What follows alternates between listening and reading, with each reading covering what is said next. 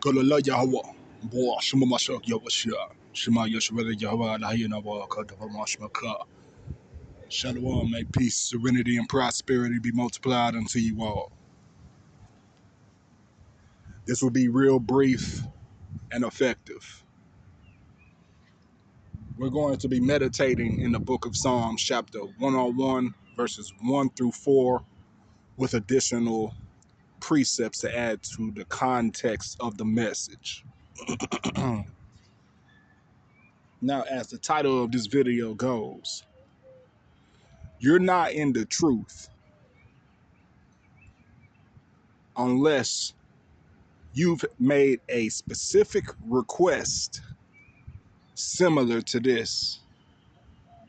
You made a simple request to the Most High that is similar to this. We're going to start from the top here. This is the book of Psalms, chapter 101, verse 1. A psalm of Malak Dawad. I will sing of mercy and judgment unto thee, O Yahweh, will I sing. So this singing is just simple praise, Mashpaka. We should be praising the Most High each and every day. If it's just a simple thank you, or if it's just a simple halal to the Most High, Ba'ashem Yahweh, we should be doing that each and every day. Our prayers, the majority of our prayers should be of such a praise and thanks. Verse 2, I will behave myself wisely in a perfect way. O when wilt thou come unto me? I will walk within my house with a perfect heart. So verse 2 is monumental to this specific and simple request to the Most High. If you haven't made this request in a prayer, you aren't in the truth. You're actually lukewarm if you haven't made any type of request to the Most High that is similar to this. You want to be, see, your dwelling space should be holy ground, Mashpaka. Your dwelling place should be holy ground. Okay? Your dwelling place should be so sanctified or set apart that you don't walk around your house with shoes on. Now, that's a whole different story, right? We're not going, that goes way back into Torah about entering the temple of worship with dirty feet.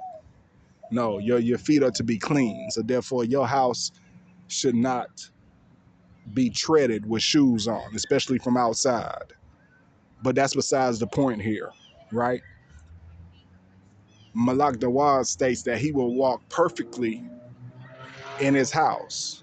He will have a perfect heart walking around his house. So that means that your dwelling place should be concentrated with the Most High. It should be a dwelling of peace. More so as to why you have to have such a request made in a prayer to the Most High. Let's move on forward here. Verse 3, I will set no wicked thing before mine eyes. I hate the work of them that turn aside. It shall not cleave to me. So if you're not hating the work of them that turn aside to wickedness, if you aren't making such a declaration for such work not to cleave to you and stick to you, then you're not in the truth. You're not in the truth. You're just pretending and you're being carnal with your knowledge of being an Israelite. Excuse me. That's the real deal here. Okay? And if you're setting wicked things before your eyes, we already know a prime example of those wicked things before your eyes. And a prime example of that is devices of perversion, lasciviousness, Yeah, because that tends to be a plague. That tends to be a plague among many people, and especially been weaponized against the Israelite man. And if you still haven't known, you have no idea of what I'm talking about. I'm talking about the device of corn. Okay, the device of corn that has been weaponized, especially against the Israelite man. And I say especially against the Israelite man is because we have a lot of testosterone. So it preys on that natural essence of us as men, and those who are given over to it become become entrapped in a stronghold where this particular device causes much grief and sorrows in their life. That is a prime example of setting wicked things before your eyes. Another one, and it's a spinoff. Another one, especially for the Israelite man, is the clubs, right?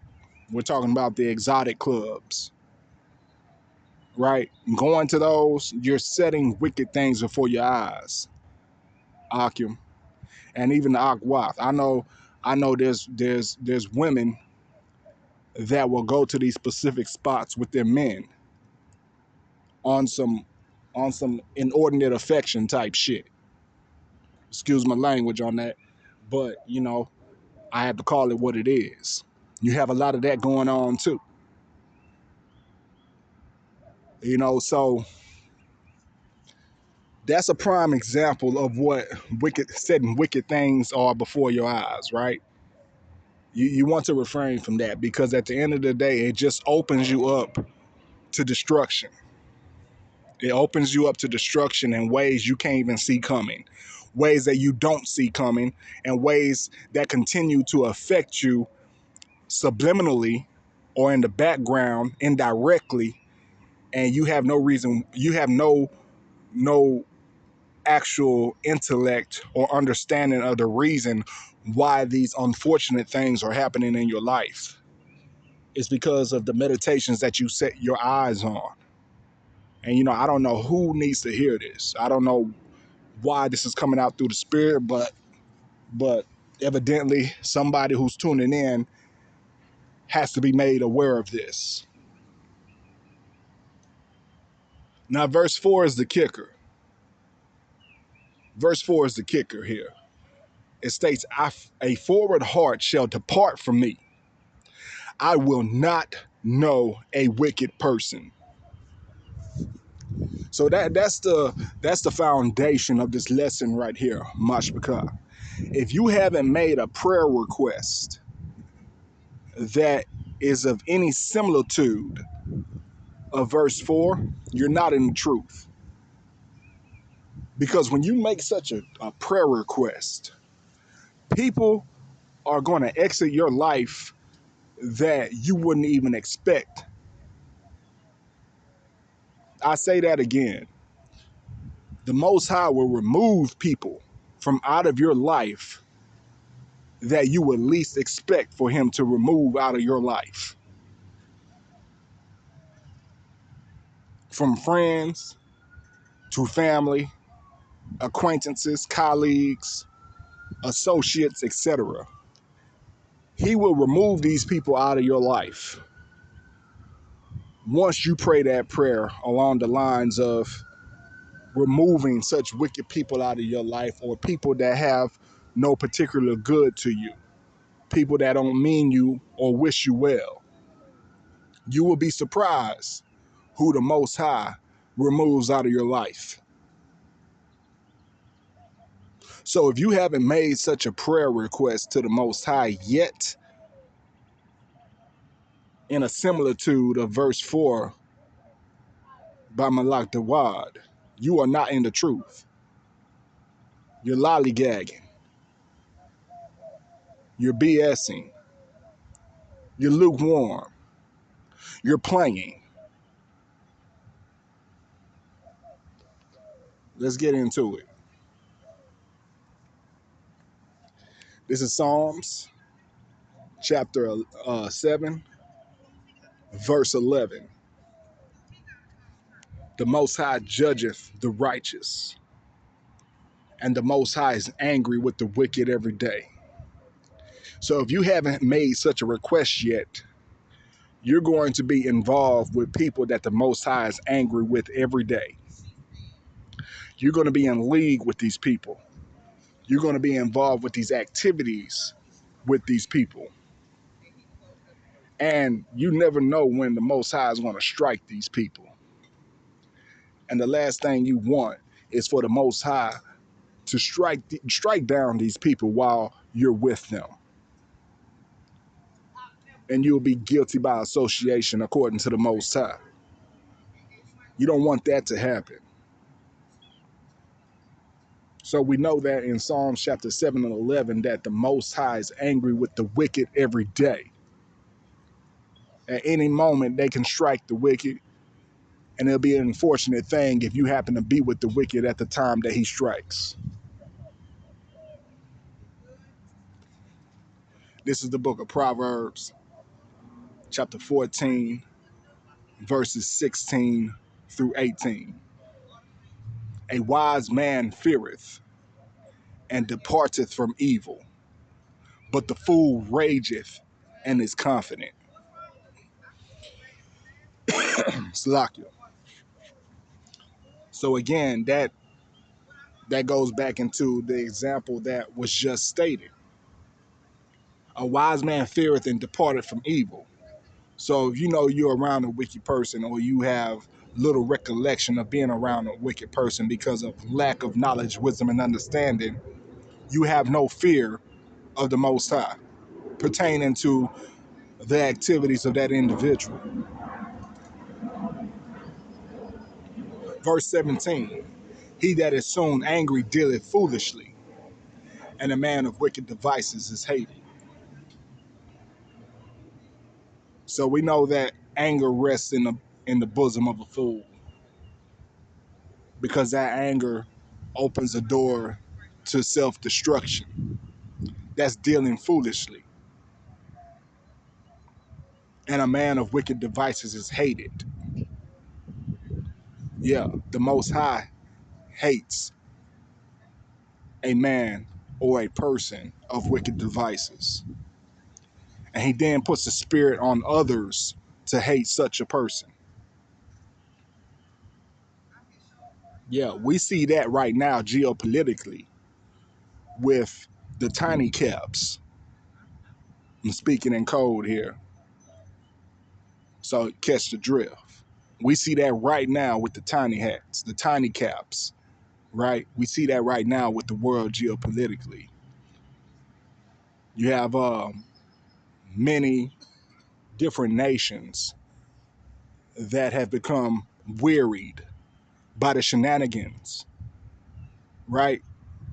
Many different nations weary of the shenanigans and now calling these people out, on it. So you gotta be careful of these individuals here. So on top of that, you have to be cautious. You have to be cautious of these individuals. Verse 18, the simple inherit folly, but the prudent are crowned with knowledge. So there's another example of that. The simple inherit folly, but the prudent are crowned with knowledge. The prudent are crowned with knowledge, but the simple inherit folly. So that folly is wickedness, mashpaka. That folly is wickedness. And that wickedness leads to being hated. That wickedness leads to destruction. And we see that further here in Sirach chapter 12, verses 6 through 7. And it reads, For the Most High hateth sinners, and will repay vengeance unto the ungodly, and keepeth them against the mighty day of their punishment. So, again, that's the folly that is spoken of here in Proverbs 14, verse 18. And that's something that we have to be very cautious of and fear, because it states here, Sirach 12 and 6, that he hateth those sinners and he will repay vengeance unto them and withhold them until the mighty day of their punishment. That's recompense, that's judgment. And it's happening every day. And furthermore, we are instructed to give unto the good, to the godly, but help not such an individual, help not the sinner. Now, with all that being said, may peace, serenity, and prosperity be multiplied unto you all. Shalom.